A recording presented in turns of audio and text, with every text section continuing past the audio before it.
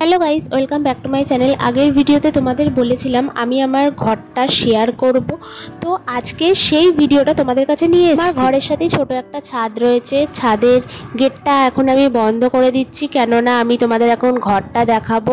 ঘরটাতে ঢোকার আগে আমাদের এই বারান্দাটা তোমাদের দেখতে হবে, যে এই বারান্দাটা ভীষণই সুন্দর, ছোট্ট একটা বারান্দা টাইপের, যেটাকে আমরা বলছি ঝুল বারান্দা। তার সাথে রয়েছে এই দোলনাটা আমার এতটাই পছন্দের, আমি প্রায় দিনই এই দোলনাটাতে দুলি। যাই হোক, এটা হচ্ছে আমাদের ঘরের বারান্দা থেকে সোজা আমি আমার ঘরে প্রবেশ করে গেলাম। এটা হচ্ছে আমার বিন ব্যাগ, যেটাতে আমি বসি। তার সাথে দুটো রয়েছে দেয়াল আলমারি, রয়েছে একটা টিভি, আর এটা আমার মা জামাই ষষ্ঠীতে দিয়েছিল নেম প্লেট।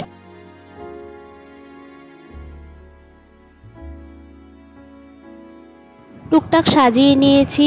আর এটা হচ্ছে আমাদের বিয়ের ড্রেসিং টেবিল। ড্রেসিং টেবিলের সাথেই রয়েছে খাট, যেটা আমার বিয়েতে পাওয়া। এই খাটটা সুন্দর করে সাজিয়ে নিয়েছি। তার পাশেই রয়েছে একটা ছোট্ট র্যাক কর্নার টাইপের, যেটা তোমাদের এখন আমি দেখাবো যে কি ওখানে রেখেছি। একটা ছোট্ট গণেশের মূর্তি রেখেছি, ওর একটা ফটো ফ্রেম রয়েছে, আর নিচের তাকে রয়েছে বই খাতা, আর পাশেই রয়েছে আমাদের লাগোয়া জানলা, যেটা দিয়ে আমাদের ছাদটাও দেখা যায়।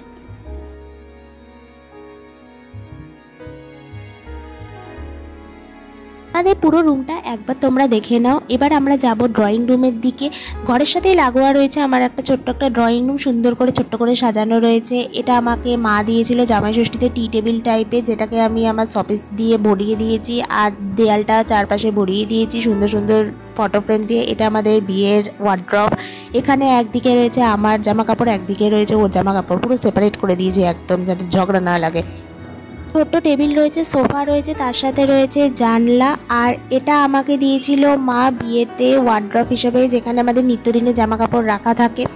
আর এখানে রয়েছে একটা বেসিন রয়েছে, আয়না রয়েছে, পাশে রয়েছে বাথরুম। এখন আমি বাথরুম দেখাবো না, কেননা আমার বাথরুম পুরো অগোছালো রয়েছে।